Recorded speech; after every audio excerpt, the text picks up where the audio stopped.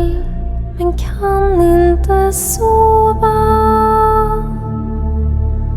Hungern river hans varga buk och det är kallt i hans stova.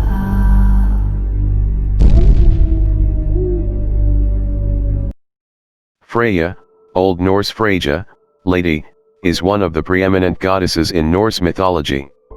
She's a member of the Vanir tribe of deities, but became an honorary member of the Aesir gods after the Aesir-Vanir War. Her father is Njord. Her mother is unknown, but could be Nerthus. Freyr is her brother. Her husband, named Audra in late Old Norse literature, is certainly none other than Odin, and, accordingly, Freya is ultimately identical with Odin's wife Frigg. Freya is famous for her fondness of love, fertility, beauty, and fine material possessions, and, because of these predilections, she's considered to be something of the party girl of the Aesir.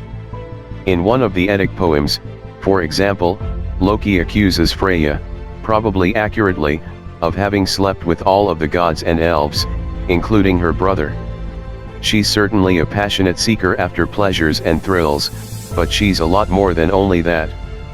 Freya is the archetype of the Valva, a professional or semi-professional practitioner of Sayr, the most organized form of Norse magic.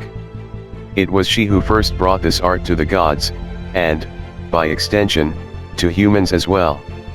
Given her expertise in controlling and manipulating the desires, health, and prosperity of others, she's a being whose knowledge and power are almost without equal. Freya the Valva. Sayr is a form of pre-Christian Norse magic and shamanism that involved discerning the course of fate and working within its structure to bring about change, often by symbolically weaving new events into being. This power could potentially be put to any use imaginable, and examples that cover virtually the entire range of the human condition can be found in Old Norse literature. In the Viking Age, the Valva was an itinerant seeress and sorceress who traveled from town to town performing commissioned acts of Sayr in exchange for lodging, food, and often other forms of compensation as well. Like other northern Eurasian shamans, her social status was highly ambiguous.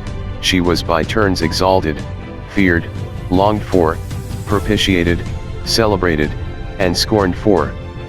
Freya's occupying this role amongst the gods is stated directly in the Ynglinga saga, and indirect hints are dropped elsewhere in the Eddas and sagas. For example, in one tale, we're informed that Freya possesses falcon plumes that allow their bearer to shift his or her shape into that of a falcon. Freya and Frigg. She did marry a god called Odi, causing much confusion amongst academics and historians who have confused him with Odin, leading to further confusion by confusing her with Frigg. The names of the two goddesses are also particularly interesting in this regard. Freya, Lady, is a title rather than a true name. It's a cognate of the modern German word Frau, which is used in much the same way as the English title Mrs. in the Viking Age. Scandinavian and Icelandic aristocratic women were sometimes called Freyjur, the plural of Freyja. Frigg, meanwhile, comes from an ancient root that means beloved. Frigg's name therefore links her to love and desire, precisely the areas of life over which Freya presides. Here again we can discern the ultimate reducibility of both goddesses to one another. One's name is identical to the other's attributes, and the other name is a generic title rather than a unique name. Clearly, then, the two are ultimately the same goddess. Why, then, are they presented as nominally distinct in the late Old Norse sources?